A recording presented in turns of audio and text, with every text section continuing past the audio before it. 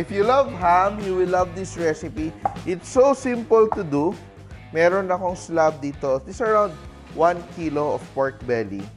And I asked the butcher to remove the skin. And what I will do here, I will just score it, no? So, ganyan. Crosswise, no? So, you choose a piece of pork belly na layered yung fat, no? Hindi lang yung fat na sa taas niya, kundi within the layers of skin, may fat din siya. Kasi it will keep it juicy and make it very nice. Crosswise tayo. Ganyan. Just as deep. Yan. Around ½ inch deep.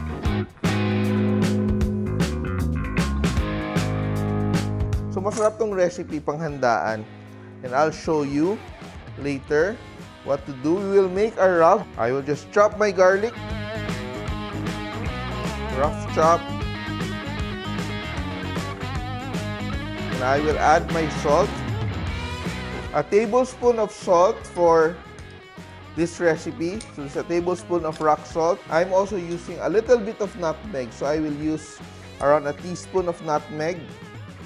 You can also use cloves or any warm spice. No? So cinnamon, or you can have a mix.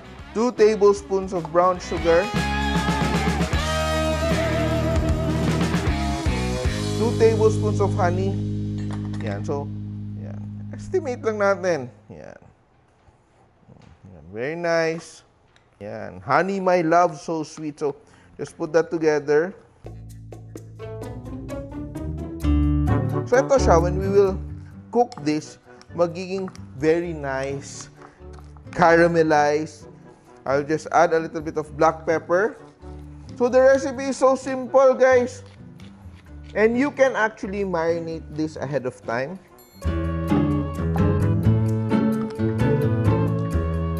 We make sure that we're able to rub it into the slices, no? Yung mga pinagputulan natin. Yan. So it's best to work with your meat pag medyo chilled siya. So it's a bit firm. Masahe lang.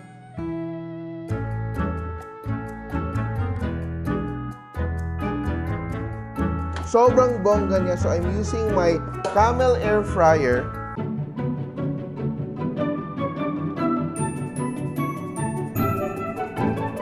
Hindi ko lang siya idediretso dito. What I will do is I will slice an onion para mas maging mabango yung ating luto.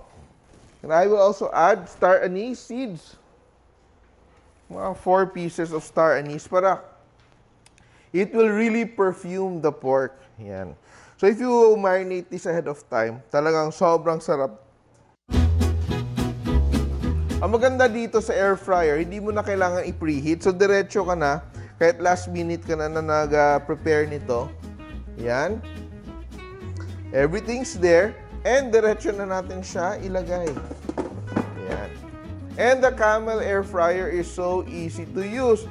Paano? Para ka lang nagde-dial, no? So, we turn it on to 180 degrees and we put it for 30 minutes. So this air fryer has 7 liters capacity. So hindi lang to, pwede ka magluto ng mas maraming food dito, di ba? And sobrang dali lang niya. Just dial it to the right temperature and the timing and perfect na yung luto mo. Ang dali-dali lang. And I will prepare my coleslaw as the siding to this dish. And I have a combination of red and green cabbage. What I will do now is I will just shred it, no? Julienne ko lang very thinly. Yeah. So this is how I make my coleslaw. Yeah.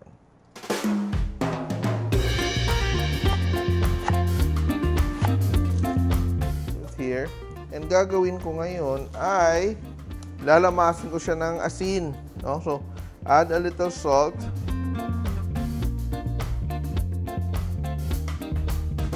But be sure that it's coated in the salt.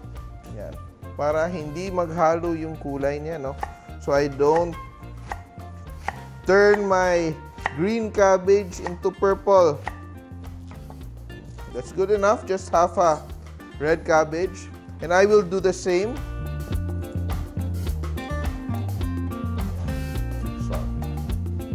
And to make life easier for me, I will use my Camel chopper.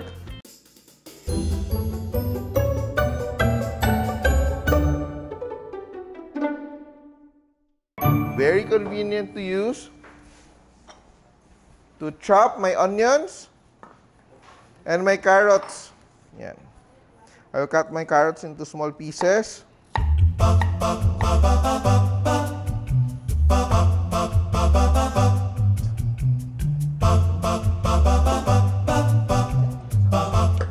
I will just put my carrots. Sobrang easy to use. And I just chop away. Look at that, oh. Sobrang bilis. Evenly chopped ang aking carrots.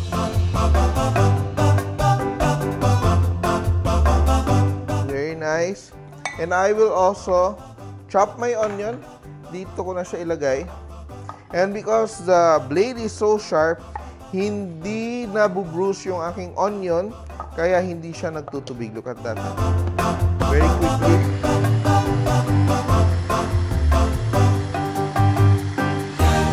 Everything's done. And I will make my dressing. So the Camel chopper is so easy to use. And because it has a glass bowl, alam natin, hindi didikit yung amoy, no? So, if you use it for savory stuff, so like now, I'm chopping my onions. If I make nuts to make desserts later on, hindi maghahalo-halo yung amoy ng aking mga ingredients. Because glass nga siya, di ba? Yan. And it's so easy to wash. So easy to rinse off. Look at that, no? Kasi, yun nga, because it is made of glass. Yan. So, leave that for later. And we can use that again. And I will combine crushed pineapple. Of course, you have to drain the juices para hindi maging watery yung ating coleslaw. And 1 cup of mayonnaise. Yan. Ready na yung ating dressing. But I will season it with salt. A little salt. And also to bring out that acidity, I will add a tablespoon of white vinegar. Yan, masarap maasim-asim. And sugar. Yan. A tablespoon of white sugar. And black pepper. Yan. Yan. So ito bagay na bagay to sa ating honey glazed pork. Yan. Perfect siding to. Put that aside. And I will begin to squeeze out the excess juices of our cabbage. So we squeeze out the excess juices of our cabbage para hindi maging watery yung ating coleslaw. We don't want that to happen.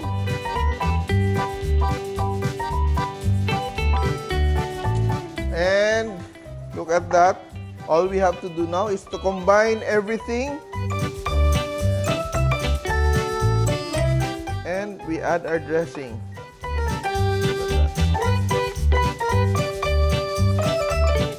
So we don't add too much salt because we already salted the cabbage and we salted our dressing. So tama na siya. And I will chill this for later. So our pork is almost done. But to make it even more yummy and delicious, gagawa tayo ng glaze. So kasi honey glaze siya, we will add more honey to our recipe. Just a little bit. We will add around 2 more tablespoons of honey.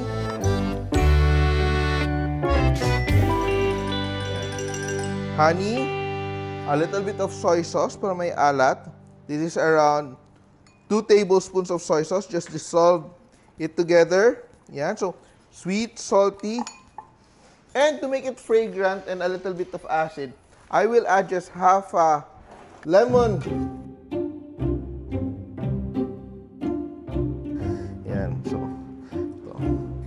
Perfect balance na itong ating luto. And any minute now, maluluto na yung ating first batch of cooking pa naman ng ating pork belly. And the next part, we will make it very beautiful. Ah! It's done! And I'm sure, look at, wow, no? Even now, ang ganda na ng ating pork belly. Look at that, no? Beautiful, no? Ang ating pork belly. And what we will do now is we will brush with this glaze para kumintab siya.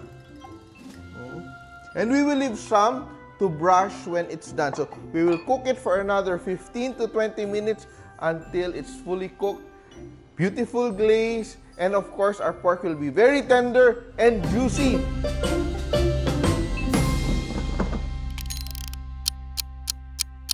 And if you want to cook this recipe and get yourself an air fryer, look at that. Sobrang convenient to use. And ang liit-liit lang niya, even on your countertop, pwede ka na magluto. Available siya sa Lazada, guys. Kaya, add to cart na. And it's done. Wow, look at that. Yan. Alam mo, yung mga nagbo-brown na tostado na parts, yun ang inaagawan namin kasi yan ang sobrang sarap. Oh. It's done. Ay, ay, ay. And di ba may sobra tayong glaze kanina? We will combine it with our drippings. Look at that. Ang ganda kasi nitong ating air fryer. May drip pan. Look at that. So, we can collect everything. Walang sayang na flavor. Walang sayang na juices. Ayan. Meron tayong buttered corn. And our coleslaw, of course. Ay, perfect meal to. And we just pour over.